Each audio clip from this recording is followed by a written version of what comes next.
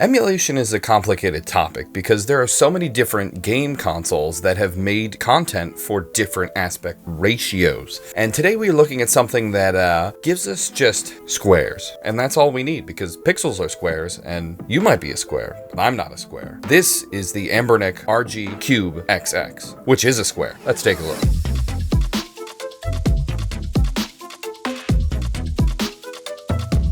And remember, we're giving a Trim UI brick away at the end of January, so if you want to be considered, subscribe to this channel and the LIT NXT giveaway channel down below. They're the ones giving it away. Now back to squares. So, ANBERNIC had some success with the Cube originally launched with Android on it, having a little fan on the back and a few other different changes to this.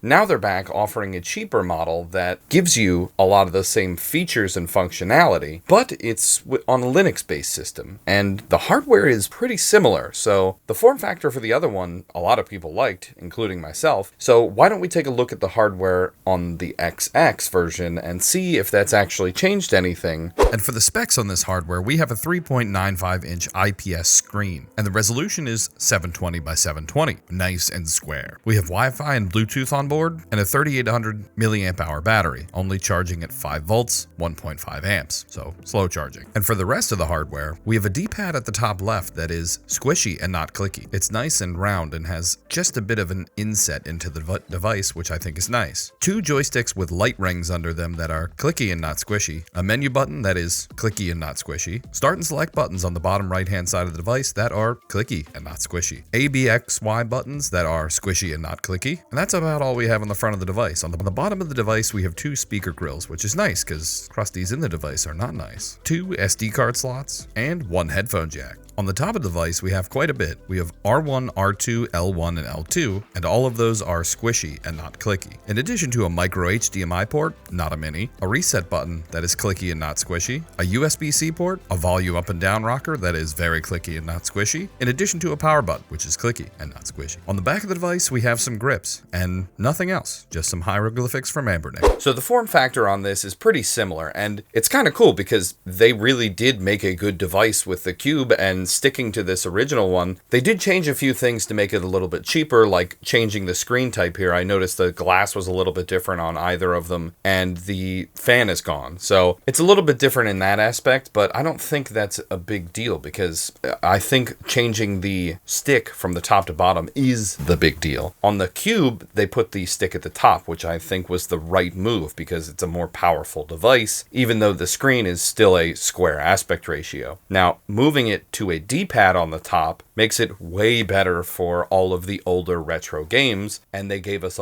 the power level to do that. So switching this over to a PS1 machine is no big deal because you're going to be able to use the D-pad for this, and you're not going to have to constantly move your hand down and use it at the bottom and be like the weird, crab grip down at the bottom. It's going to look fine. And I really do think this was a good decision to switch between the two because they knew the power level that was going into this thing as well. And they also did change one other big thing, which was the operating system. So now this is on Linux versus the Android one that was previous. So let's take a look at the software package that's on this thing and then, see if it's worth sticking around for. And for software, we have a lot to choose from here. Everything in the 8 and 16-bit eras of gaming will run great on here. Anything that you're looking for in like the Game Boy Color, Game Gear, stuff that's going to be a square aspect ratio or close to it is going to look great on here, like the SNES and tons of other games. Now this is a Linux operating system, so we're not going to have any Android games, but we do have other stuff like Pico 8 on here, which is a complete square aspect ratio, which I think looks fantastic on here and is a boon to this little system. Moving up the power band a little bit though, we have the Game Boy Advance, which runs really well on here, but does have borders at the top and the bottom, but they do fill it in with these fun little overlays. And I think they did pretty well on the blacks for this one and the brightness on this screen. So the overall software power for these lower end games work really well for this device. Moving up the power level even more, we have the N64 and our 3D consoles. The N64 runs okay on here, but the usual culprits of missing 3D items sometimes come up, so some games will play, some won't. N64 on these lower end consoles runs just okay out of the box, with some some tweaking, you can get some better results, but I don't really think that's what this was for. Moving up a little bit to the PlayStation, I think this works great on here because of the shape of the screen and exactly how the button layout is on this device. With the D-pad being at the top, it makes it feel like it was made for PlayStation games. And moving up a little bit more, we have the Nintendo DS, and the aspect ratio for this is actually pretty great.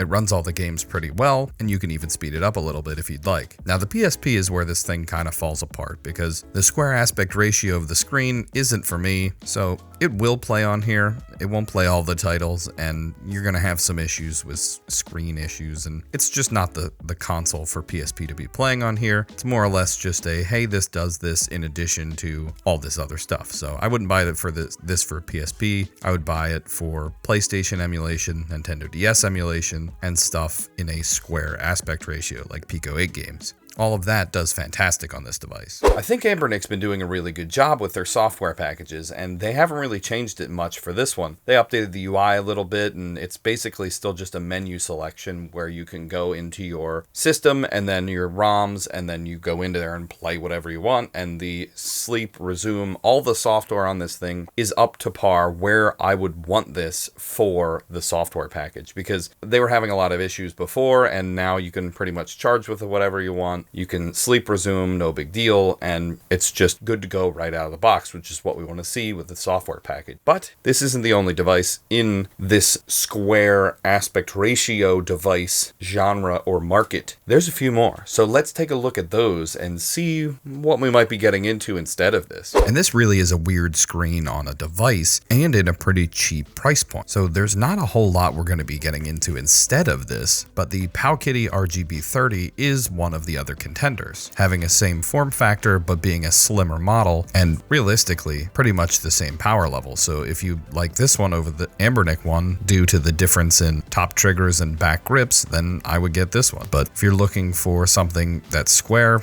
I think the ANBERNIC RG CubeXX does a really good job. And if you're looking for a little bit more power, the ANBERNIC RG Cube, the original one, is what I go for because that can play up to the PS2 and that one can play a ton of other games and has Android up. Personally, I like ANBERNIC's software better and also the hardware and device that they've put together. I like the grips on the back, and I think just the sticks and everything works really well in this package. So if I had to go for one of them, I'd be going with the CubeXX out of everything. I think it makes the most sense for me, and it really does play Pico 8 games just perfectly. It's just cool to see a whole new game genre coming into a handheld that's at such an affordable price point. But that's really all I have for today. There are also a few more other videos. The Powkiddy one and the regular Cube are right here. So if you're looking to get into either of those instead of this device, check those out next, because that's exactly what I would do. I would shop around. You're not just going to buy the first pickle you run into on the street. You're going to be like, is that kosher? Is it kosher salt? I don't know. And remember to subscribe for the giveaways, because if you want to win a giveaway, all you got to do is subscribe. These handhelds are filling my basement. They're not going anywhere. Not fast enough. So keep on subscribing. They got to go somewhere. I'm looking at a pile of them. Somebody's got to take them. All right. Bye.